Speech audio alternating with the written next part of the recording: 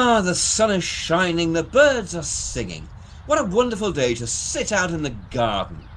With all of nature's beauty at our disposal, who needs the trappings of the modern world? Absolutely. Pass me another beer, would you? Guys, look what I found. It's some kind of alien seed pod. It must have come down in the meteorite storm last night. Nah, it's just a mouldy old lettuce. It's opening. What on earth is that? Little weed, eh? Bill and Ben, the flower pot men. You can't say we're not bang up to date topical.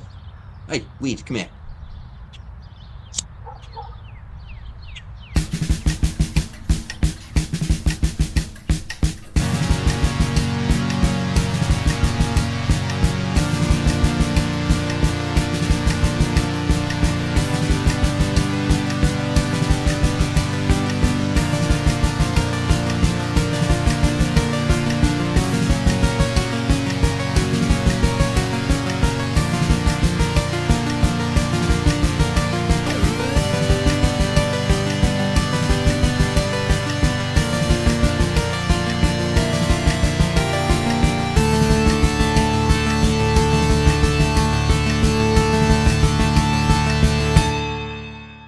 Time Ram! Gordon's alive! But is he watching Time Ram? That's what we want to know. Yes, welcome to Time Ram. It's the Doctor Who podcast that takes a randomly selected doctor and a randomly selected story and rams them together like somebody ramming something. Brian Blessed probably ramming a horse into a... It's going nowhere, sorry. What? It was going somewhere. I didn't know. I didn't like where it was going. No, I didn't like where it was going, so I stopped. I need to know which horse it was. Are we talking about the Paul McGann horse? Brian Blessed versus Arm Horse. Yes. This is Arm very horse strange. sounds like something He-Man would have had. Oh, Arm horse, duh, duh, that sort of thing. Yes. Anyway, I'm Paul Ferry, and joining me on tonight's episode are Barry Williams dive by Hawkmen. and Rupert Booth. I wish to be known as Arm Horse throughout this recording. Thank you. And Arm Horse, apparently. Thank you. Yep, yeah, good. Is that short for Armand? No, I'm not Armand fucking Arm Horse, me. All right. No. It is, it's entirely what it seems. Arm Horse. I'm an Arm Horse. Arm Horse. I'm the clever one, you're the potato one. And tonight we're doing an episode that doesn't feature a horse with an arm, or Brian Blessed, or any of this other shite that we've been talking about. Doesn't yet feature a horse with an arm. No, Yeah. because it's not Paul McGann. Well, maybe the myth was introduced earlier. It's young Matthew Smith Young Matthew Smith. Yes. in The Seeds of Doom. Mm. Yes. And I really had to, after we'd when I was sitting down to watch it, I did have to keep thinking, was it Seeds of Doom or was it Seeds of Death? But it is Seeds of Doom. Matt Smith kind of doesn't fit, does he? I thought initially he would, but this is the most militaristic we ever get from Tom. Yeah. All of which I think is justified. I don't have any problem with any of it. But Matt Smith, I can't see him punching people out. Yeah. Does he do it once? Does he do it once? Twice or I something? don't know. Yeah, he's quite aggressive, but he's waving guns around. Yeah, he punches out the chauffeur. No, Matt Smith. Him. Oh, Matt Smith. Sorry. Yeah. As you were. He hits a Dalek with a wrench. He does hit a Dalek with a wrench. That's not the same as braining someone. No. It is if you're a Dalek. No, it isn't, because Daleks have got protective metal domes. Humans have got non-protective brittle skulls. Yeah, I can't see the program really doing quite so much that physical stuff. It's going to be less real. And isn't that Yeah. odd to say when Well, Yeah. comparing something from 2012 to something from 1976? But it is going to be less real. I think the violent It, heroes are less in vogue. I think that's kind of yeah. It's an odd story though, like we were saying, isn't it? I mean, it's like it doesn't really feel like a Doctor Who story. no. Oh, I I think mean, it does. I think it does. you could put it, with another character really, and possibly get away with the same story. Yeah, I mean, he Yes, you could. barely. Well, yeah, they use the TARDIS at the end, but that's about it. He turns up. The Doctor starts off in the World Ecology Bureau, like he's Yeah, working for the government or something, and we don't yeah. even get an explanation of quite how they Well, got a message. is Doctor Who and the Silurians less of a Doctor Who story for not having the TARDIS in at all? Yeah. Well, that's more of an excuse for it at that point, isn't it? Because he's already working for units, so you've established it. Whereas this, he's just there, Well, really. I don't think it needs an excuse. Mm. Because it's a funny thing. I mean, I literally finished watching it about 5 minutes before we started. I put it on with Yeah. exactly the right bit by mistake, with exactly the right timing. Um, and you've got that scene at the end in Antarctica where they're talking about, the TARDIS returns there. Well, they didn't go there in the TARDIS. No, he doesn't. Yeah. And that makes sense because the TARDIS still at that point doesn't work properly. Mm. Yeah. He's getting better, but on the whole, it's not, it's not that reliable. So, Yeah. I mean, the main thing I thought, can I get onto the main thing I thought about it before we go any further, is Yeah, that's the that main thing you thought about to it. condense it. Are we Yeah. doing a two-part story or not? For some reason, I was thinking of replacing the Rebel Flesh. I don't know. I thought there. Hmm. It's probably quite a good Um, spot. Yeah. I know it does mean we've got to have two companions, but I think you could possibly have Amy and Rory doing all the stuff that Sarah does, really, Well, we together. talked last time about having an episode set in Antarctica and then a second episode set in, well, the mansion, presumably. Yeah, Um, Yeah. and that would I think. probably work. I mean, if I was going to condense it, I'd probably cut this stuff in England and just have it in Antarctica, and you could Funnily probably enough, I that thought story. the opposite. I thought what we do is cut episodes 1 and 2. Mm, Well, kind of Um, that's what I thought, that you've got two ways of doing it, really. You either do it like that, you cut episode 1 and 2 right down yeah. to basically just being like a pre-title or something. mm. Mm. Um, Or you have, like you were saying, Baz, one episode in Antarctica, one episode in England. But what I think you can't do is have like a quarter of an episode in Antarctica and No. then go to England for the rest of it, So, because that's just not going to work. in production terms, you're not gonna do it in two completely different locations with two Mm, completely different design requirements. That's going to be incredibly expensive.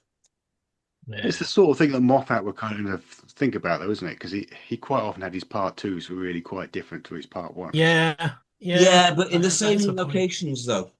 It's just so much not something they do production-wise these days. Because Antarctica isn't going to be the same quarry that they shoot the fight scene in later. The bit where the doctor's boffing someone. Yeah. Boffing is Yeah. perhaps the wrong word. Um, It is the wrong but word. although the chemistry between Tom and Elizabeth, bloody hell, I mean, they are just Yeah. aching for each other, aren't they? I mean, they're really aching for each other. Christ almighty, you can smell it.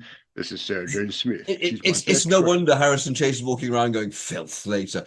Yes. You smell the animal tissue. Yeah, yeah. But I took that away from it today. It was kind of like bloody hell, they were really, you know, really. I tell you what, I thought when I was watching it for this was we were talking about OB video Mm, um, on one of the other episodes, and the OB video on this is really nice. It's a lot Yes. better than in mm. other stories with OB Isn't it? video. I thought Yeah, exactly the same this time around. Douglas Camfield, I think, understood its limitations and how to light and shoot it best. Mm. yeah, It's or the cameras got better. Maybe there was a leap, and that's possible. yeah, Mm. Your cameras get replaced completely over a year. yeah. from Sultana Experiment. But yeah, it was even the night stuff looks good, and it does. Oddly enough, it's the only one for me where it really integrates it nicely with the studio stuff really properly. Yeah. Mm. Robot looks too different. Yeah. Yeah, it was Yeah. it was nicely done stuff. If you did want to condense it, I mean, I do find the story a bit of a slog. I think at 6 episodes it is too long. Yeah. Or at least a couple of episodes. I disagree. Having just watched, I mean, literally just freshly watched. Yes, of course, it's padded, but the padding is nice character stuff. Yeah, I struggle with it, to be honest. It's not one of my favorites. I do struggle with it. uh, Yeah. You know what? It's odd. It's not one I ever choose to put on Yeah. the whole. Yet whenever I do, as I have done just before, I watch it and go, "This is fucking good. It's fucking good." I think it demands your attention more than maybe other ones and rewards it. Yeah. The reward for me being in every single performance. There's no one bad in it. Everyone's punching above the weight, you know. Well, not above the weight, they're perfectly capable of doing it. But yeah, I think. But so what is your overall perception then? I just it kind of drags for me. I kind of in the middle episodes in particular, I was kind of get this over with. It's got some nice moments, but it goes on too long for me. Yeah. And it doesn't. I Good think part of the problem four-parter in is there. that Good four-parter in there for you? possibly maybe it is because the first 2 episodes are basically doing the same story, and then they kind of do it again somewhere else. Now, am I remembering correctly that was forced on them? I think it was, yeah. I seem to recall Robert Holmes saying, in an interview they had to go, all right, now it's 6 episodes, so we do a 2-parter at the beginning. Yeah. But he generally used to do it the other way. About his style? I mean, I would have set the whole thing in Antarctica because I find that bit more interesting. I'm kind of more interested in the Antarctica It's stuff. expensive as hell, though. Yeah, unless you go much more into the base. It's just a more interesting locale for me. The I mean, the advantage that the England stuff has, of course, is that all the plants turn on at the end, and in Antarctica there's no plants, so you can't. Yeah, do that. Yeah, you kind of got. I find the Antarctica stuff exactly correctly pasted to episodes because it is the thing from another world. Yeah, from the 50s. And it doesn't outstay its welcome at that. Now, we're used to this season pastiching horror films or science fiction films. I think to go any longer, it would be kind of, all right, you're just milking the thing from another world now. Yeah. I mean, that bit I quite enjoyed, but after that I get a bit bored. So that's me. I've got an interesting fact actually about because the other thing it's similar to as well as the thing from another world is an episode of the Avengers called The Man-Eater of Surrey Green. Indeed. Which has an ending which is very similar to the ending of Seeds of Doom, apart from the airstrike or whatever. Is it by Robert Banks Stewart? No, it's Philip Levine. Because I checked this out. Because I was thinking, is he just plagiarizing himself? Banks Stewart did work on a lot. He did a lot of the Avengers, didn't he? Yeah. Yeah. So he'd be aware of the general milieu. Ideas sink in, and it does feel quite Avengers. Yeah, in several places. Yeah. But my factoid is that obviously Seeds of Doom has Alan Chuntz, the stuntman, in it as the chauffeur, and he's also in Man-Eater of Surrey Green. Ooh. So it does share a cast member with Proof that. Doctor Who and the Avengers are in the same universe. Yes. Excellent. In that case, John Pertwee was totally hanging out with like Steed and the Avenger girls at pubs. Clubs, it would be clubs, wouldn't it? Not pubs. What am I talking about? Good Lord. It'd be down the gentleman's club with Steed. Yeah, I'm just picturing Pertwee and Steed now kind of comparing lady assistants, kind of go, oh, this is my latest one. Oh, this is my latest one. And that abandonment's there as well, standing in the corner, just going, not having any of it. Cover your eyes, Miss Jones. With Miss Jones practically with them out now, going, for fuck's sake, notice. Cover those as well, Miss Jones. One day you shall mature into a lady. Oh, fuck you. It's been 5 years. I'm done. I'm done. I'm out. Adam Adamant. Should we start? Yeah, well, what Yes, we're we going to should do? So possibly get into we the, need to. Are we? Oh yeah, so yeah. Well, Yeah. shouldn't we decide what we're cutting first? Yes, that's kind of the big decision, isn't it? Yeah. Are we Yeah. doing it in one episode? If we are doing it in one episode, then yeah, at least. No, I don't think we can Further. fit this in one episode. Well, much as I was railing somewhat against Baz's point, looking at it professionally, it is padded Mm. Yeah. a lot in episodes, 4 and 5. There's a lot of getting Um, captured and escaping again and running around. And Yeah, there is. There Um, is. There isn't really any depth to the story. There's nothing, it's not making a point about anything. Yeah. So maybe we could do it in one. I don't know if either of you saw, but Philip Hinchcliffe apparently was at the BFI lately. I think it was for the launch of the I was there. new Blu-ray. Yeah, I was sat in the front row. so- I was like 10 feet away from him. I was reading that he was kind of saying that he didn't think you could tell a good enough story in some of the 50-minute episodes. That's right. Yeah. Should be a And hundred. I think he's got a point, to be honest, Yes. because a lot of He has. an awful lot I of them agree. do look rushed. Yep. Yep. They could do with a bit more build, a bit more, build of tension and stuff. And, Absolutely. Absolutely. And Yeah. I enjoyed Capaldi's season of two-parters. Something I thought. yeah. I mean, this, for example, Scorby, he starts as one person, and by the end, that Yeah. is completely disintegrated, and you see the whole arc. Yeah. Yeah, Scorby's fine. You And wouldn't you get have that. to He'd do be very that. black and white in a 50-minute, wouldn't he? He'd be Yeah. you'd just be Yeah. a bad And guy. he'd have one moment where he cracks, and that's it. Yeah. You wouldn't see a gradual decline, which is more real. Mm. Yeah. I found this one really quite. I know it's got big rubber tentacles coming in through windows and blah blah blah blah, but we take that into our in our stride. I found it quite real. Yeah. I mean, Elon Musk, my God, this time watching Chase, I was going, oh, you're so relevant now. Yeah. Yes. You are those Yeah. billionaires who have so much, they can just indulge, and they do Yeah. not give a fuck for the consequences, as long as it's not them. And then they get all kind of starry-eyed and basically ravished by plants. That's an odd scene, isn't it? Isn't that an odd Ravished scene? by plants. Well, he's a bit post-coital when he's lying around in the grass going, yes, it is wonderful. Is Ravished by Plants the sequel to Abducted by the Daleks? I think ravished by plants. I can't say it either. Oh my God. Guys, you're going to have to say it. Ravished by plants. Nice. Yes. And almost a bit Sean Connery there, I thought. Yeah, a bit Sean Connery. That's the title for the episode. What were the other ones I thought of? Aggressive Rhubarb. That's the original title. And Animal Filth. Animal Which notch. which might be the best title in terms of getting an audience. So, what are we cutting, guys? Can we just? I know you like it best, Baz, but can we just cut episode 1 and 2? If you like. I mean, I don't have a strong opinion. You're not married to them? I'm not married to them.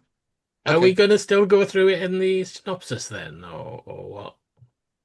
Well, if we're cutting them, I mean, there's no point. Is there? There's no point. No, yeah. no. So basically, you've got a pre-title with some. Yeah, you would maybe Random. do a pre-credit where some bloke Yeah. finds a pod in the ice. Antarctica. Yeah.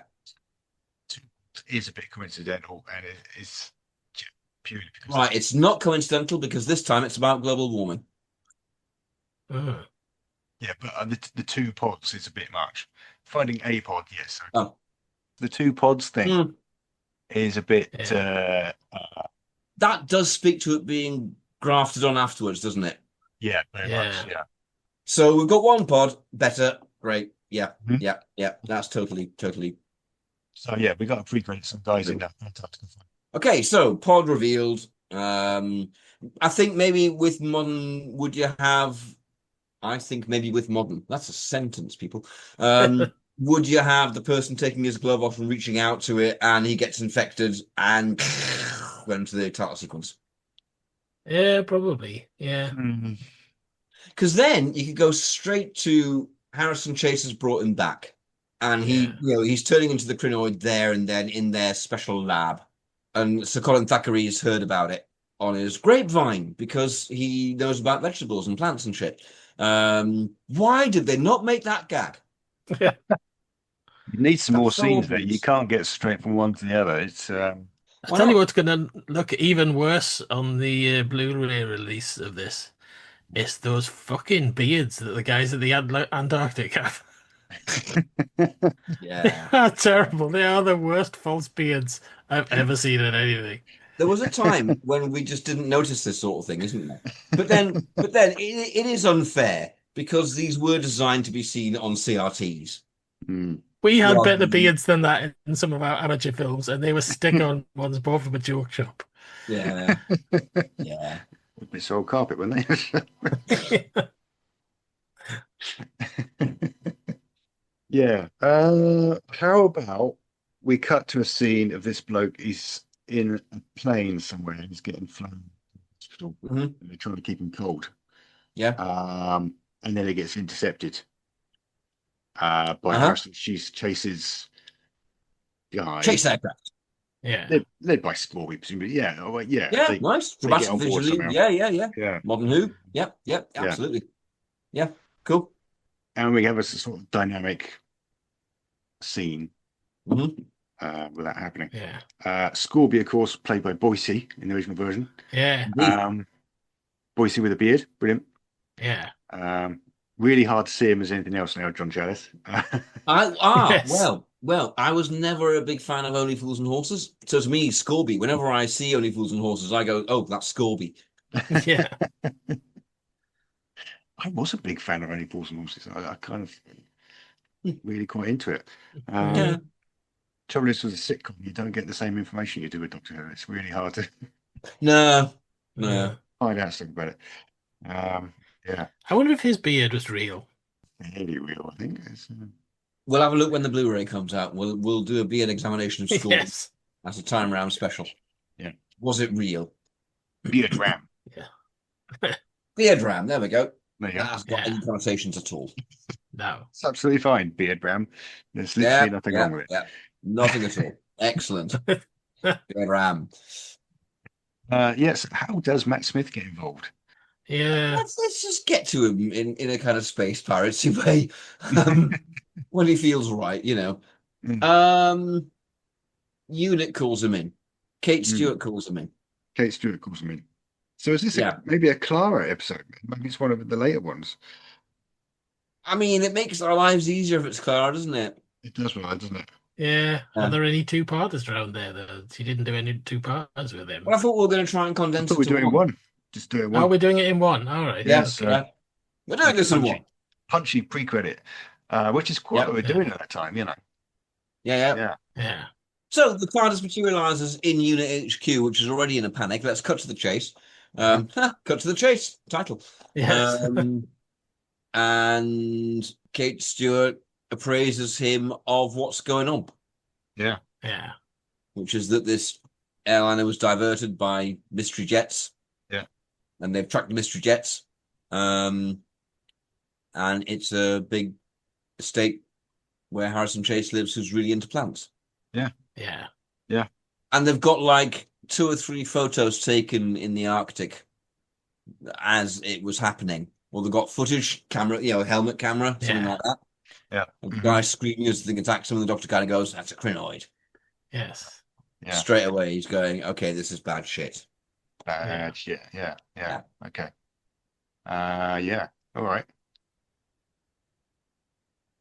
And how about we make it a countdown? Because we know in episode 6 the thing's going to spore. There's a bit of a countdown with the jets coming in. We've got 15 minutes. Yeah. So it's going to germinate. It's going to germinate in like 2 days or something. And it's And that's it. That's their life cycle. That's all we've got. We've got to find it and destroy it. So we cut into. He's calling Clara. He's saying, "I need your help. I know you're babysitting those kids. Just time's the radio. Get over it." Oh, I've lost Loop. Oh, Yeah, Like you you're both back. froze, Mommy. I was just saying he called Clara Yep. and he says, I know you're babysitting those kids. Just leave them tied to the radiator and get over here. Yep. You know, She does that. yeah. Yeah. Yep. Yeah. And gets over to what, the World Ecology Bureau? Or as everyone else knows it, BBC TV Centre. Yeah. BBC TV. Which I think is Yeah. great. That's just kind of like, right, we've got this location right here. Let's fucking use it. Excellent. Yeah. Go for it, Douglas. Save a few bob, yeah. Yeah. Brilliant. And to If be we- honest, it's not immediately obvious either. Mm. Yeah. You know, Yeah. they're only using small bits of it. So, yeah. It's all changed now. It'll be the door of Bad Wolf Studios this time. Yeah, it'll be the door of Bad Wolf Studios. Yeah. Well, it wasn't Bad Wolf at the time, was it? It was Worth Lock. Yeah. Over there. Was it owned by Bad Wolf or was it owned by BBC Wales? It's all a bit murky, all that stuff, isn't it? That's Worth Lock at the Yeah. time. That's where they were filming it in the main BBC Yeah. studio in Cardiff. Yeah. Yeah. Yeah. I think if So we're going to second have... then, Sorry, I was just going to say, I think if we're going to have Clara in it, we should maybe have it replace Cold War. It was Cold War, wasn't it? The Yeah. submarine Yeah. one. The Ice Warrior. Yeah, with the Ice Warrior. Yeah. Yeah, Yeah. yeah. I think that's a Okay, nice yeah. place to put it. Yeah. Yeah. Okay, yeah. Mm-hmm. Cool. We could maybe get David Warner in it in a better part than he So could be Colin Harrison Thackeray. Chase. Oh, Harrison Oh, he Chase. could be Harrison Harrison Chase. Chase. Harrison Chase. Yeah. Yeah. Nice. Mm-hmm. Okay, I'm listening. Okay. Yeah. Yeah. And that So would be we- a better part for him than the part he had in Cold War, which, Yeah, kind of. no Yeah. offense, but he David was Warner. he was Yeah. wasted in that role. Yeah. He was bloody good, isn't it? Yeah, he was great, but Yeah, it yeah. wasn't really. Yeah. Yeah. Yeah. So we've got Harrison Chase, eccentric millionaire at the time, eccentric billionaire these days. Yeah. Who he's quite into plants. He's Yeah. going to be a tech bro, isn't he? He's probably going to be tech bros into plants. I don't know. Yeah. Maybe he made his money from being a tech bro. Yeah. He bribes Dunbar, of course, doesn't he? Certainly in the middle Yeah. to find out about this plant.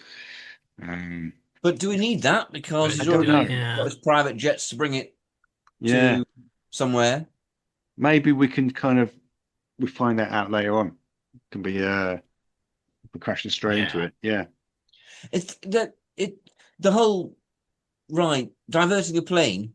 That's Mm-hmm. going to give us problems, isn't it? Because presumably radar and shit like that, they're going to know where the plane went down and go, maybe the problem is around there. I don't think he's in England. I think he's somewhere else. Possibly It South applies Africa. all over the world, Baz. Radar works everywhere. They can turn off their transponder and then they can disappear off the radar if they do it in the right place. That's not how radar works. If they do it in the right place, nobody will know where they got that plane that disappeared a few years ago. It just, all he did was turn off his transponder. They could see it veering off the radar, and then they lost track of it, and nobody knows where it's gone. It's vanished. So, yeah, how I would open it, I wouldn't have jets intercepting them. I would have somebody on board. They've got the medical team. They're on the plane, and then one of the guys on board turns out to be Scorby. He's got his team with him, and then we see him chucking the pilots out, and they take the plane off somewhere. And they don't. He's got his crew. Do they kick the shite out of the pilots? They kick the shite out of the pilot. Well, they kick the pilots out off the They door. kick the pilots, right. But the shite's intact. The shite's intact briefly until it hits the ground at 200 miles an hour. The pilots. Yeah, but then nothing's intact of the pilot. The pilot's not intact. Of course, the shit's at the fan. Yeah. This is a fan down there. Yeah, there's a fan down there, and they hit this bloody fan. Yeah, and that's it. Yeah. And the fan's only there because they heard it was location shooting for Doctor Who. I love Doctor Who, mate. Oh, what's that?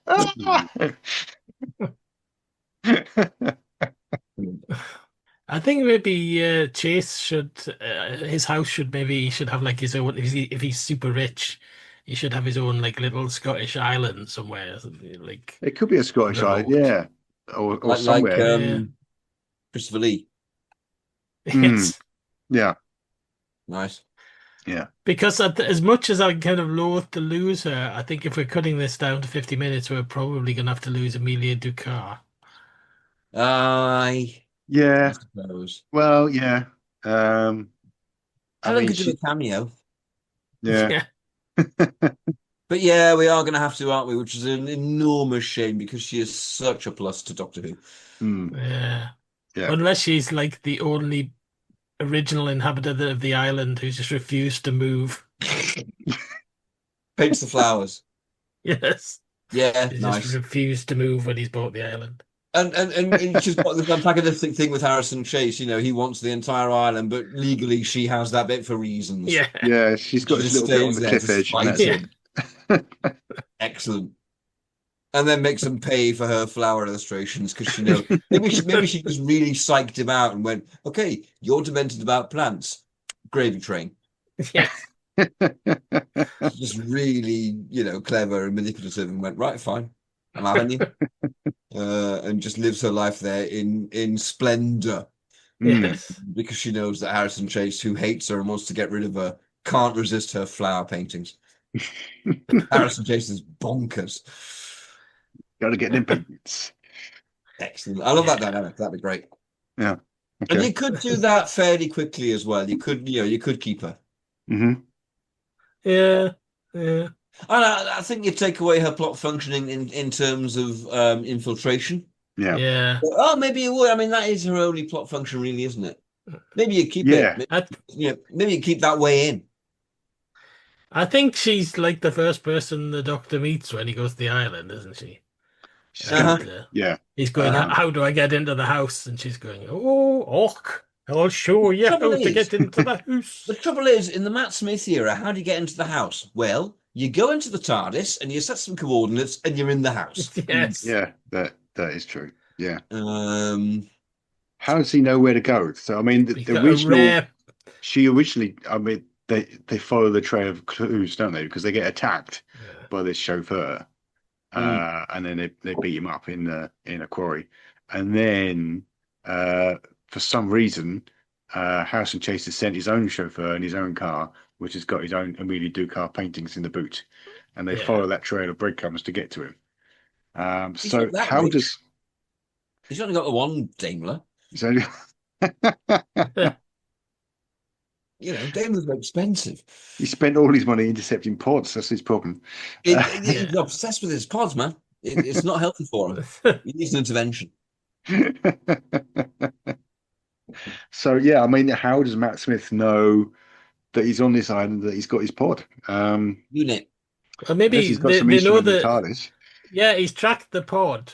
They don't know the chase has got it, but he's tracked the pod. And he arrives and meets Amelia Ducar, who says, well, there's only me and him on this island.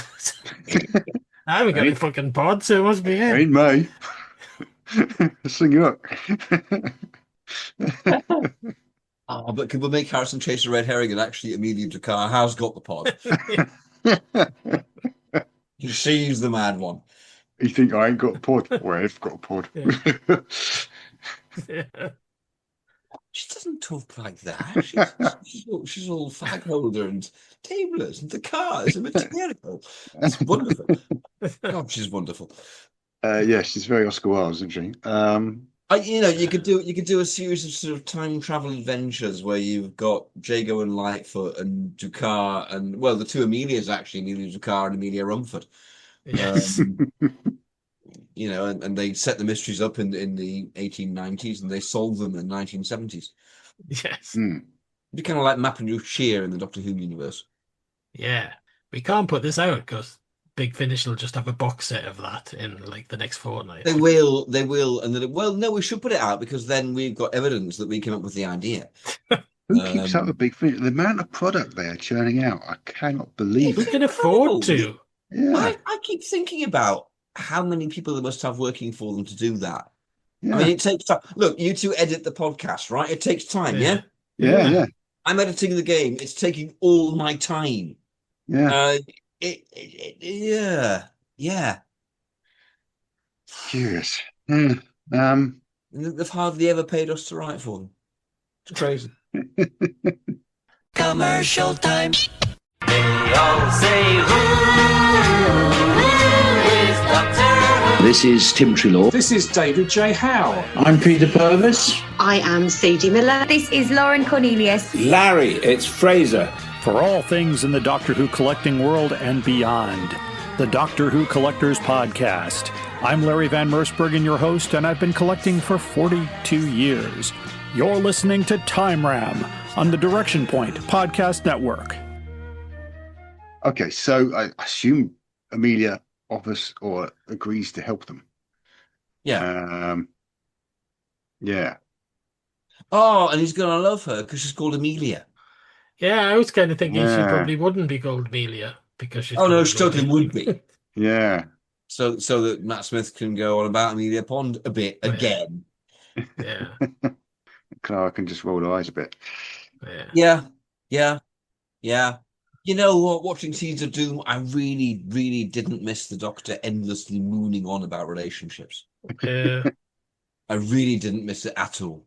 It's just so nice to have that alien character back for a bit. I mean, if you said to me, sort of, would you rather see the Doctor, sort of, like you say, mooning about his lost love or punching a chauffeur? I'd probably go for punching a chauffeur. Punching a chauffeur, defeating a vegetable. That's the title. Punching a chauffeur, defeating a vegetable.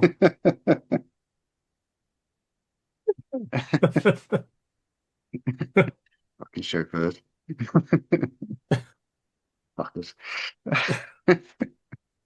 Yeah, where were we? Okay, well, I'm trying to work out where we kind of get into the plot as it stands. They materialize in Chase's house, Yeah, maybe Yeah. they do. Yeah. where Keeler is already halfway there. Yeah, He was And they're already gonna have to strapped to the fight- bed. Yeah, they're going to have to find a way to Keeler to find him, see him without being detected. They should have some kind of encounter with Scorby early on. I was thinking that could give us an yeah. encounter with Scorby. Maybe they split forces. Maybe Clara distracts Scorby so the Doctor can go and see what's going on. Mm, And Clara is therefore captured, which could lead us back to the whole kind of coming in through the skylight bit yeah. without the pod threat. Really? But In the original, he's in some kind of outhouse, isn't he? Some kind of granny He's in a flat or cottage. something, isn't he? He's He's in a not. cottage. He's not. Yeah, he's not in the main building. So No, they move him into the cottage. Yeah. Yeah. I've got a feeling in here he'd be in a big lab, like in the End of Time. yeah, When this guy's got this big thing in the big ballroom. yeah. Yeah. Could be wrong. But Actually, maybe they just get captured early on because then we get the scene where they meet Chase, they meet Scorby, and they get shown around his massive greenhouse that he's got. Yeah. I mean, maybe that's the intent. Maybe Matt Smith just wanders around flapping his hands, going, "I'm just going to wander around flapping your hands till we get caught." Ah, guards, there we are. Great. Yeah. Yeah. And he plays his Symphony of the Your Plants leader. to them. Yeah, he does, Yes. doesn't he? Fucking hell. And the Yeah. doctor goes, "Yeah, let's get out of it. The music's terrible." Yeah. That bit had real resonances to my life at the moment. I will say no more. I'm just looking at the plot as it stands. I'm trying to work out where we come in. Okay, so that is around about episode 3 in the original version. So yeah, they do get brought before Chase. We've lost the stuff of them already knowing Scorby, but I mean, I guess we can get Yeah. around that. It's probably all right. I've always thought that the stuff with Chase's music, Hmm. his machine that creates these tones, Yeah. electronic tonalities or whatever, it kind of feels like that should go somewhere at the end of it. The Doctor should use that to do something, but he Yes. doesn't. Hmm. Yeah. It's kind of a red herring. You know what? I like that though. That's watching good. it today, Yeah. Yeah, I thought to myself, I thought the very same thing. And then thought, hang on, is that the way we've been conditioned to think maybe as writers? yeah, yeah, That should go somewhere. Actually, no, it can just be character color. yeah. Hmm. Yeah, I mean, without getting too far ahead of ourselves, the final solution isn't terrifically clever. Nah, But okay, I yeah, I suppose to mean, use the sound stuff against the plant is Fury from the Deep, though, isn't it? yeah. yes, yeah, it is, yeah, Though for all we know, we get that as a Capaldi story. yeah, entirely likely, yeah. Yeah, this is the point where, I mean, this happens quite a lot in the story where they're about to get killed, and then Hargreaves, who's Chase's butler, comes in and Yeah. informs them that something's happening with the pod. Except it's not happening with the pod because we've already infected some bloke. Yeah. Could Hargreaves be Arnie?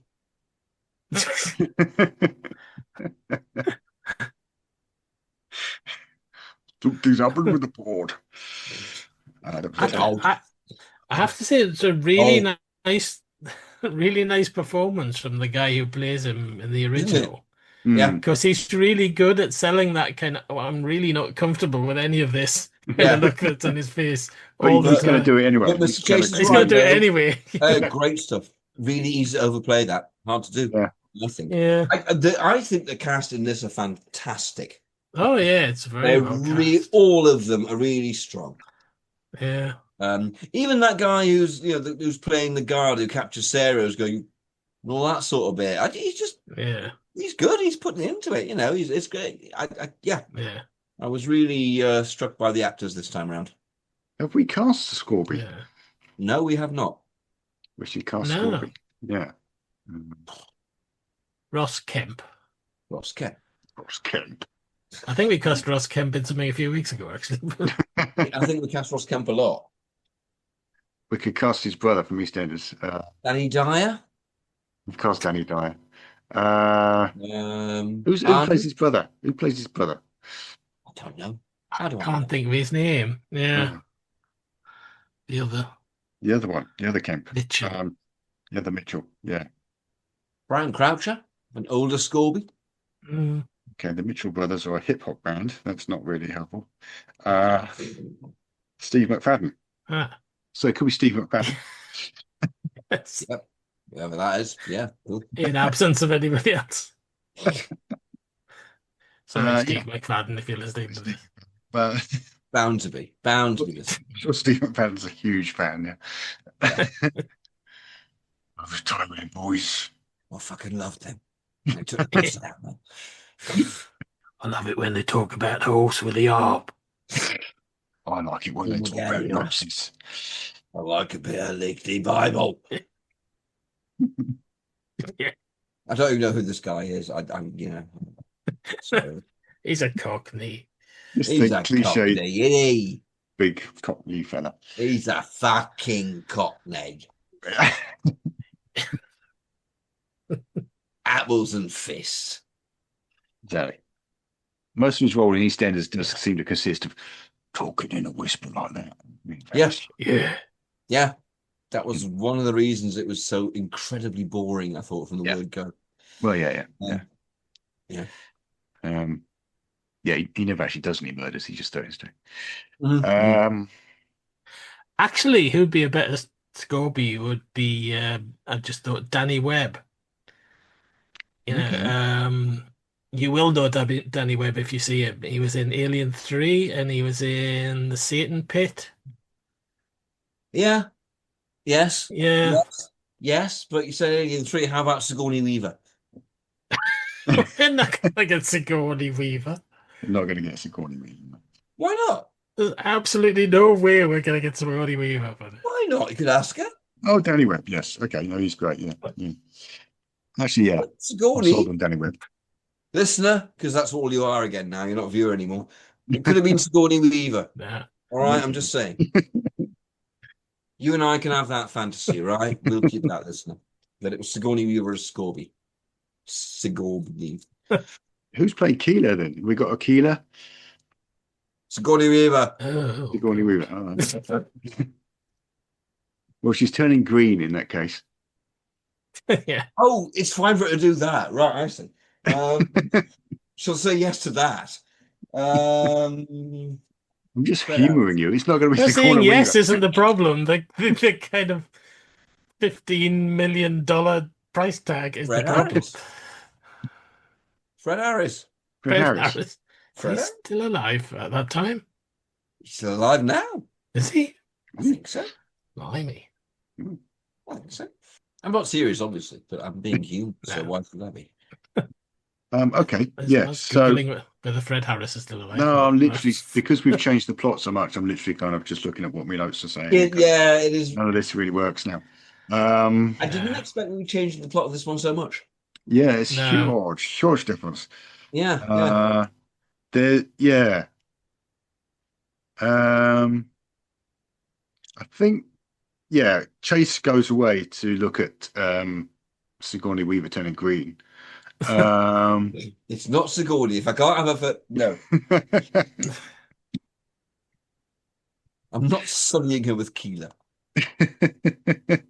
How about Adrian Scarborough as Keeler? He could probably really sell it. Yeah. He could, yeah. We have used him in other stuff, but yeah. We have. Well, Douglas Camfield used the same actors again and again. I mean, Ian Fairbairn turns up in this. Come on. Yeah. True. Yeah. We're allowed our rep group. Yeah. Got 6 decades too.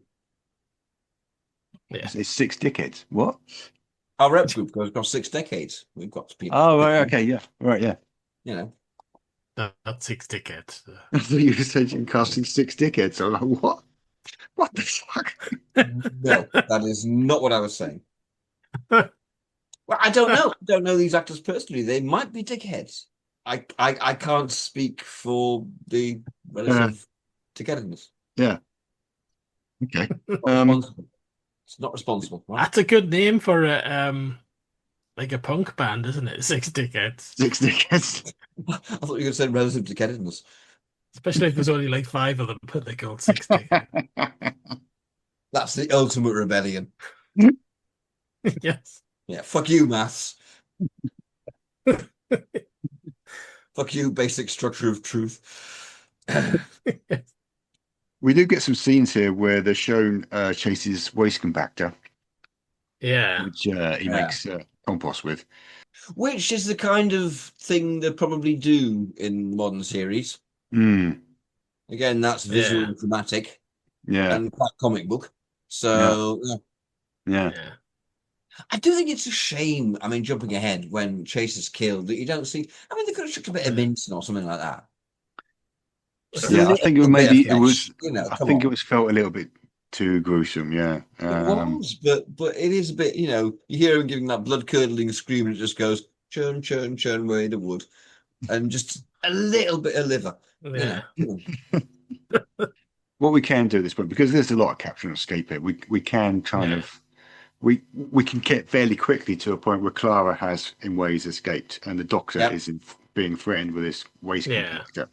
Yeah. Which gets us in around the same point at this point in the story, episode 4 of the original version. So Keeler's changing. All right, well, presumably the Doctor and Chase have had a confrontation. The Doctor storms straight in. Yeah. Having been, decided to be captured. So they go straight in, and the Doctor does a big speech, expecting that to work, hoping it'll work, and it just doesn't work, and he gets thrown into the machine. Yeah, maybe he's left Clara with Amelia Ducat, and she's just making friends with her. Well, Clara will be the backup. Mm. If that's the case, then the Doctor is going in as the decoy, and he's going to play the fool and be obvious. Yeah. Didn't quite expect to be thrown into a mincer. No, that didn't see that coming. That was left field. Hadn't seen that in his local garden centre. That sort of thing. Some Matt Smithery like that. And then so that means that Clara and Ducat have got to rescue him. Yeah. I don't know how they know he's in that situation. No. Ways. Yeah. He's got a unit transmitter on him. Yeah. Unit gave him a transmitter. Yeah, you should pick it up on our phone. Yeah. Because why wouldn't you? Yeah. Okay. Yeah. I think the mincing thing in the Matt Smith era would be not so much just the two sort of rolling grinder things. It would be like a kind of CGI or like loads of blades going. Like the Cybermen. Yeah, it would be kind of a more elaborate. But mind you, I would advise you against putting the words mincing and grinder in the same sentence in a podcast on the internet.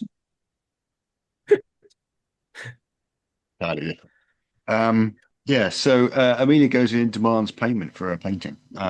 Yes. This is Clara's opportunity to sneak around the back, and she actually visits Keela in the cottage.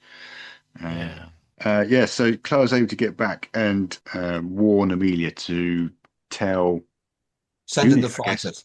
Yeah, well, tell Unit to come get them. Yeah. Yeah. I mean, we've had that scene with that we've had Unit in the opening scene. If Kate Stewart's calling them in. Kate Stewart's calling them in, but she doesn't know where they are. They've tracked the pod. Right. Not the pod, the infected. But the Doctor had a transmitter on him, didn't he? Just like 5 minutes ago? 2 minutes ago? For reasons of location? Yeah. Yeah. So, no. Okay. Fix it then.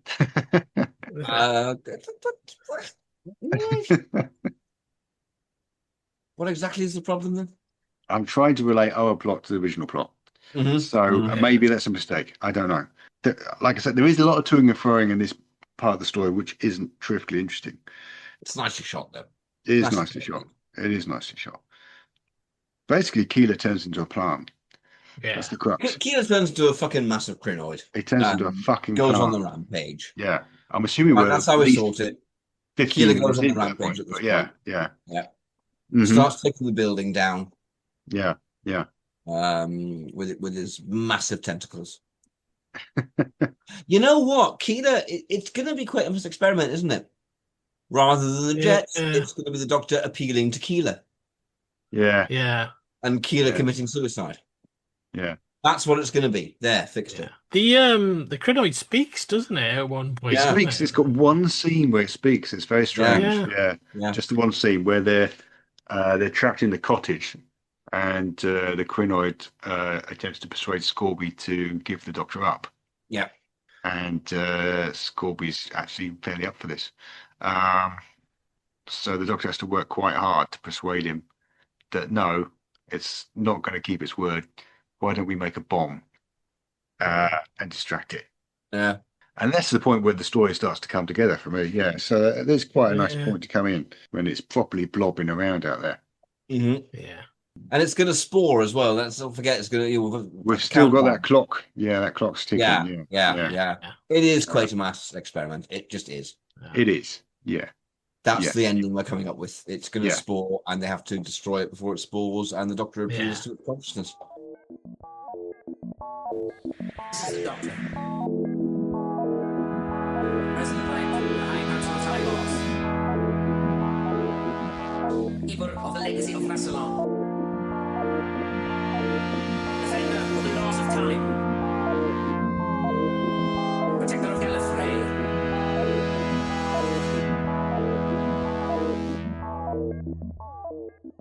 The plant. The plant was trying to persuade Scorby to give the Doctor up.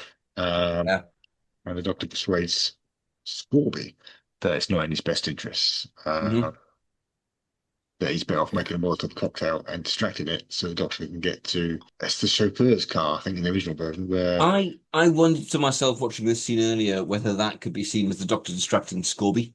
Because Scorby's falling to pieces. Everything he believes in is not just being challenged, but annihilated. This is a talking plant. It's after us. Yeah. And Scorby can't cope. He just cannot. He hasn't got the wit to cope. He hasn't got the brain to cope. So the Doctor gives him something to do that is in his control. Yeah. I think the plant might be, the crinoid might be more verbose in this. We're saying it just talks once in the original. Yeah. I think it'll have more to say in this. I think it might be like, it would have more of a facial element to be like Audrey 2 from Little Shop of Horrors, Okay. You know what? We're possibly going to get something a bit like how they mapped disastrously, I thought. Mark Gates's face onto the became. It might be a bit like that. Yeah. Which I think will be a shame.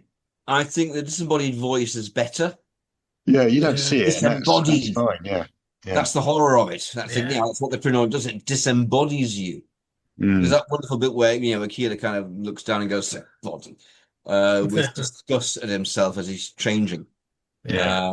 That's a nice element. It would be nice to keep. Which is very Quatermass. I mean, I was struck. It was very It is. Yeah. Quatermass plot. Yeah, it is very Quatermass experiment Yeah. in terms of story. And, they always said they nicked from stuff. Yeah. I mean, it's a little bit Quatermass 2 and then Quatermass Experiment, isn't it? Yeah. Yeah. It's both. Yeah. And Thing from Another World. Well, Yeah. I'd say Spearhead is much more Quatermass 2. Well, yeah, it is. Yeah. Oh, this is 2. I mean, yeah, sure. I do think that where we go, none of us are terribly satisfied with the fire missiles at it ending, really, are we? No.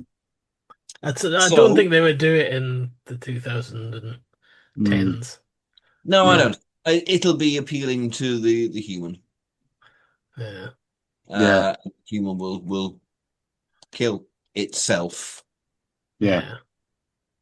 Or make itself vulnerable so it can be blown up. We can have that as well for the visual impact. Yeah. But we have we have Unit on their way, perhaps. Unit on their way. So if he's got a communicator, they're getting there, but it's going to take them a while. Yeah. Right. Yeah. Delaying. Yeah. And maybe Clara's in there as well. Yeah. Maybe Clara went to see Keela. Didn't Clara go to see Keela earlier? Oh no, the Doctor did go to see Keela. I mean, by this point in the story, the Doctor and Sarah are together. They're all trapped in the cottage for a while, and then we reach a point where fairly quickly where all of vegetation is turning against them. They do make it back to the house after distracting this thing with a Molotov cocktail. We get some really nice stuff with Sarah and Scorby trying to work together. Love that. Love the bit chunks out each other. Where she storms out and goes, "What was he saying about women?" Before that's beautifully real. And then all of his guards fuck off. They just disappear. And it turns out most of them have been throttled by the plants. Yeah. And he loses his shit. He just has nothing. He cannot cope. This is when we said earlier about the length of story. I love Scorby's arc at the beginning. He's totally in control. He is absolutely the man. He's not. The Doctor knows he's not. Sarah knows he's not. But in terms of what actually happens, he achieves everything he wanted. Callously and coldly. But when faced with what you can't understand, he hasn't got a clue, and he suddenly starts going. And I love that character portrayal. Perhaps emphasize how he's actually a weak man. He's not. Absolutely. Absolutely. Yeah. He's not. Sarah is vastly stronger than him by the end. Massively experienced time travel Sarah. Who just can't be asked with this shit anymore. That's the ultimate putting down, really, isn't it? No, can't bother with you. I'm off. I'm just going to go and do the things now. Because I'm capable and you're not. And it's not the one with a trowel. Which I really like. She just gets on with it. She doesn't stand there and do a speech about it. She just gets on with it. She has a pithy line, which was built up and earned, in terms of the script. Great stuff. Great stuff. Meanwhile, of course, Harrison Chase is wandering their grounds with a camera. And at what point appears to actually get a crinoid roller right over the top of him. But gets spared. He's left alive. So there's a controlling intelligence in the crinoid, which isn't Keela, because you imagine Keela would want to squish him. Would you have it at this point that in the modern series that Chase is absorbed? He gets his dream. He becomes, he goes to basically and becomes part of it. And then he becomes the dominant voice. Or maybe he and Keela are fighting. Okay. Two Spikies. Keela's further down the line of being crinoids. Maybe he's got more control. But he's also further gone. And Chase is really, dominant and like Scorby. Maybe since we've got to get down, we do that sort of the character collapse that I was just talking about with Chase. Now he's out of control. All his money means nothing. Actually, the crinoid is dominant. And he starts losing his shit. How about in the original? You have this thing with Unit turning up with this laser Laser. which they fire at the crinoid and doesn't have any effect whatsoever. Colonel Beresford is the poshest person ever. He pronounces fire as far. Wow. Far. Yeah. What? That's a It's different so word. strange, isn't it? It's like Sarah's got lines saying, "Yeah, you got to trust Major Beresford. He's going to come through, despite having never met him." Never met that. And Yeah, Yeah. It's obviously Yeah. meant to be the Brigadier, isn't it? And it would have been so much better if that was the Brig's last stand in Yeah. his run of Who. Yeah. That would have been tremendous if he'd Yeah. been turning up and going fire. Properly. He knows how to say fire. He says fire, not fire. Even if they'd got Patrick Newell, from the Android invasion, would have but made more it's just sense. like Yeah. another random guy. Absolutely. Bothered, yeah. I'm And not then into the doctor Major comes back. Beresford. The doctor comes back with this random sergeant, Sergeant Henderson, I think his name is. Yeah. And you think, is that meant to be Benton? And then he gets stuck in the composter. Was this meant to be Benton's death? Was Benton meant to die here? Nah, you'd have had Benton as Major Beresford. Yeah. Actually, why didn't they do that? Was John Levine busy? That's what. Yeah. Why is John Levine not in it? Why not? Why? Douglas Camfield taken against him like Dudley Simpson. You're earning too much as Sergeant Benton. You're never using you again. Maybe John Levine didn't want to be composted. I don't know. It's very curious. Yeah. Yeah. What I was thinking until now, but it is really curious. Yes. Yeah. What I was thinking with the laser is you make it more of a, because it goes nowhere really in the original story. As you have it for starters, I think in the modern series they'd have it be like mounted on the helicopter or something, be like one of these guns on the side of a helicopter. So they'd be buzzing around it with that. And what I thought is maybe the crinoid is somehow protecting itself from that in some way. And then, like you say, Keeler asserts his personality and he exposes itself to the to the laser. It's light. A laser is light. The crinoid has learned to photosynthesize from fucking lasers. Oh yeah. So it metastasizes. It gets like 10 times as big, and that was the worst thing they could have done. Yeah. Okay, that's good. Yeah. Then it's huge and it's over the house. Well, have it like it. But it races. Having done that, it's racing through its kind of life cycle, so it starts going brown. It advances. It starts. So bits start falling off it, and it goes brown. And are you saying basically the reason it doesn't spore is that it goes through the menopause? it just goes through. They accelerate its life process by kind of exposing it to more light. Wait a minute, just make it spore quicker though. No, because that's exactly Terror of the Vervoids. They accelerate. Actually, yes, it is. Yeah. Not that either. Damn it. Damn There's you, Doctor not Who. much about plants in Doctor Who, is there? Really? It's a shame because I thought it turning brown would kind of. Yeah, it'd be great. Yeah. Well, but you do it. I think it's Keeler. Yeah. Ultimately, Keeler defeats Chase and the crinoid, and the Doctor talks Keeler into it, and then it goes brown and wilts, and it goes all autumn. It jumps in the sea. Yeah, it goes all soggy. Yeah. Well, of course, before that point, you need to have the Scorby losing his shit and running out into the pond. Yes. And getting throttled by some weeds. That was terrifying. Yeah. Fucking weed comes up and smothers him. That's drags him under. Jeez. Yeah. Wouldn't get that now. They wouldn't do that now, I'm sure. No, there'd be a CGI frond. Yeah. Grab him. But you wouldn't drown him. No. Don't show drowning as a death. Well, no, they do to Peck in that one. The Doctor's daughter. Yeah. The fish creature drowns in mud, doesn't it? The fish creature drowns. True. But that's not a human. So we don't care. Fine. That's all right then. I wasn't sorry. That little giggle you did there, Baz. Is there one bush in Chase's garden that was never affected? Exactly.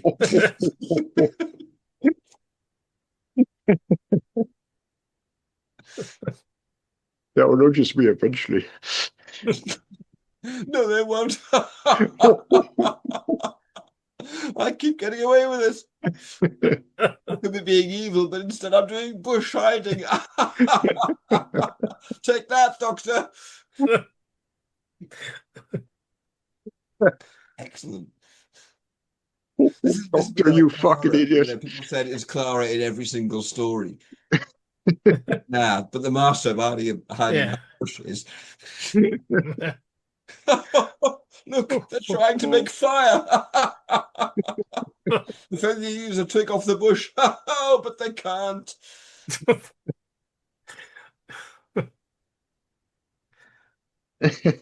Yeah, the Doctor just looks out the window and sees this one bush getting followed by the other bushes. And he's like, Yeah. Don't know what that's about.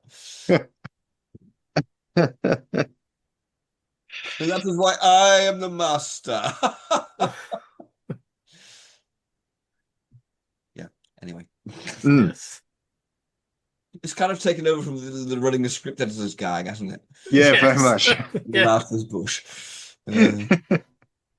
I predict we'll have about 8 running gags by the end of Time Ram. Yes. Good. Yeah. And in the very final episode, we'll have to try and bring them all together. We need T-shirts with kind of like a picture of a bush just going, ho, ho, ho, they can't see me. For the official line of Time Ram merch. Yeah, so we're getting near the end here. So Yes, thank God. the In many crinoid, ways. indeed, the crinoid is about to spore. Yep. Yeah. So this is where we do need to finally defeat it. And Yeah. I'm guessing that has something to do with Keeler at this point. That seems to be Matt the most Smith likely. walks up to Yeah. Keeler and just faces it and goes, "Look, listen, fucker." And Keeler goes, "You're right, homie," and commits suicide. Yeah. Okay. I mean, to condense it down, it was a great speech by both actors. It was fantastic. Yeah. Yeah. Whoever the hell's playing Keeler, can't remember. Sigourney Weaver, the last I don't know. Oh, is it Sigourney? No. Oh, no. Sigourney's Harrison Chase or nothing. Oh yeah, but Chase is in there as David well, Warner. now, isn't he? Chase is absorbed, so Yeah. you've got the kind of it's a 3-way. It's a vegetable 3-way. It seems like maybe you should, tap into them somehow and have some kind of mental. Like in Nightmare in Thing. Silver. Yeah. Exactly. Yeah. Yeah, the 3 of them are all in a space in a Yeah. noid mind area. Yeah. Yeah. It's gonna be green. Yeah. He knows how to talk to plants. He speaks Yeah, plants. he speaks plants. Yeah. Yeah. Yeah. Okay. Yeah. Okay. Yeah. Cool. Because, yeah, and then Keeler rises up, and Yeah. So that would probably be represented then as a physical fight between Keeler and Harrison Chase. yeah, Kind of, throttling each other and all that sort of bit. yeah, Yeah. And the Doctor gets out, and Keeler probably gets the Doctor out. Keeler goes, I eject you with waves, with my Yeah. last breath. Yeah. be gone from here. But I don't eject pods, No. No, I'll keep even it though physically I really want to, because that would feel nice. in. And the whole thing just Holding withers back away. My Just withers away. pods. Yeah. Yeah, Huh? I'm What? holding back my pods. He's holding his pods. yeah. Hold your pods in. Chase is going, come on, release your pods, I'll help you. Going, no, don't want your help. No. No, Get I your will hand not off my have pods. to do with you. I will not. I will not release pods with you. No. Good. Just wrong. Yeah. No other podcast conflates Zardoz and the Season 2. No other podcast. No. None. Maybe they're right. Yes. But maybe we are. Yeah. So that's kind of the end, really. Yeah. I mean, the Season of Doom as it stands ends with a sort of a comedy scene where they go back to Antarctica in the TARDIS, Yeah. and Sarah Jane comes out in a little bikini and freezes to death. Yeah. It's a very end of season scene, though, isn't it? It's It's a very very- valedictory. I think it's the first time Doctor Who's done that, really. Maybe. Maybe. Yeah. Oh, End of the Reign of Terror, perhaps. So that's season Yeah. 1. So I'm wrong. Yeah. Liz Sladen must have loved this story because she gets about 5 outfits in it. Yeah. Well, every other story she just gets 1. And she looks great in all of them, Uh, doesn't she? Oh yeah. yeah. It's a really strong story for her. Mm. And she absolutely, as ever, rises to it. And this is, these are the reasons why Sarah became the companion that survived. Yeah. From the old days, I think. Yeah. The one she's who so got her good. own spin-off series. Yeah. Because sometimes she got written like that, and she was absolutely up for it and ready for it. Mm. I really enjoyed it this time around. I haven't seen it for a long time. I don't put it on often. I don't know why, because I think it's great.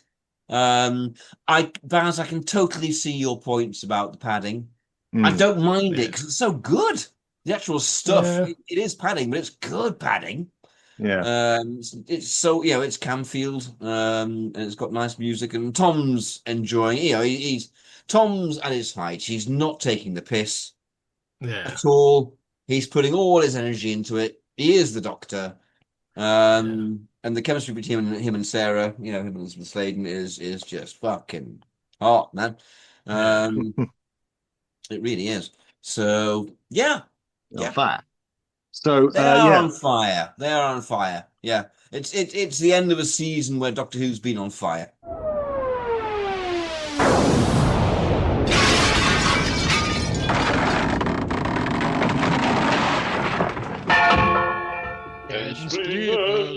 Explainment.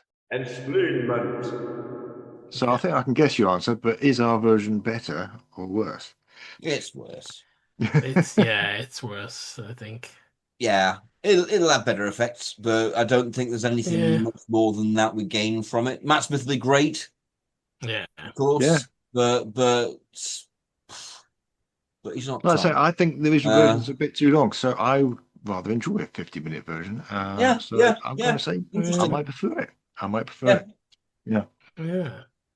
I think though by taking a lot of what you'd have to take out of it to get it down to that length, you sort of expose the thinness of the story. You do. I think as you do with a lot of old series stories. Very well said. It ties in with what I was saying about, it is padded, but the padding is good. The padding does also strengthen it, like Emilia Ducar. There's no need for her to be that good. No. But she is. And okay, sure, that's down to casting and direction as well, but it's there in the script. Yeah. Yeah. So, am I rolling or not? Right, so the next episode is our Christmas episode. So it depends what we want to do with it. Paul was talking about Adamant. I think we discussed once before. Somebody suggested doing Adamant, like it's a crossover, adding, isn't it? adding Adamant to the Invasion and having Troughton and Harper together. Yeah. I mean, something that'd be a bit simpler would be we could maybe do one of our unnumbered stories like Sharda or Night of the Doctor. So I count Sharda. I'm counting it, but it hasn't got a number. Not this website. It's the TARDIS wiki where we get our Doctor Who story numbers from. I'm not governed by the TARDIS wiki. I'm older than it is. Sharda TARDIS wiki's not the boss of me. Yeah, well, no, I'm not suggesting it should be to an extent. Who would we put in it though? Who would we put in it? Tom Baker. That would depend on what the RAM gave us. Yeah. And would it be completed or would it be half animated? Depends. I suppose that would depend on when. Well, it would be fun to make it. I suppose if we did Sharda, then you make it the story that was half shot and abandoned wherever we get it. Yeah, that would be quite fun. Yeah. Well, should I roll for a Doctor then? All right. Yeah, I don't okay with that.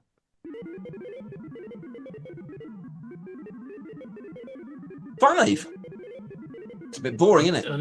It's uninspiring. It's uninspiring. It's only a couple of years later than Sharda actually. Yes. I mean, I'll just roll again and see what we get. Yeah. All right. Yeah. 5? Random, you cunt. Really? 7. Ah, All Shana. Meteorite crags. Yeah. I mean, I'll just try one more. All right. 2. Oh, that's good. Yeah. The abandoned Sure. trout story. Yes. Excellent. All right. Well, that can be partly missing. That's fine. Yeah, that makes sense. Yeah, well, yeah. Actually, that'd be quite fun. It's the partly missing story that's partly missing because it was never finished rather than Yeah. finished and wiped. And bizarrely, they kept it like the pilot episode. Why does that exist? Yeah. You haven't got Marco Polo, but you've got the fucking pilots. What is wrong with the faces? Yeah. Yeah. Just I can imagine it being a bit tonally like the Faceless Ones, which obviously has a lot of filmed stuff in it. It's interesting because it's very Douglas Adams. And so if it had been David Tennant, for example, you could imagine RTD or Moffat going a bit Douglas Adams because he was such a presence in comedy science fiction in general. But this is pre. So is this the story that made Douglas Adams a writer? Yeah. Yes, so our Christmas episode next with Patrick Troughton in Sharda. Oh no. Ooh. And Jamie. Of course. Oh no. Oh, Christmas present. Yes, that was Time Ram. You have been listening to me, Paul Ferry, and also Barry Williams. Bye-bye. And Rupert Booth. Look at the size of that thing. We'd like to thank Ben Jones for our music. If you'd like to follow us online, you can find at Rupert Booth on Twitter, aka X, and also Blue Sky. Baz is on Blue Sky as as Baz Time Ram, and I'm on Blue Sky, Tumblr, Threads, and Instagram as that Paul Ferry. We also have a website, timeram.com, and a page on Facebook under Time Ram Podcast. If you want to support the podcast, we have the Patreon page where you can send us some money in return for exclusive material, or you can just leave us a review where you get your podcasts from. Join us next time. I don't know why I'm talking in this voice. Goodbye. What happened? I don't know. I turned into a kind of weird. I thought you was in Tom Baker for a while then, but no, there's. I went a bit too. I was definitely a hint of Vincent Price. Vincent Price. Yeah.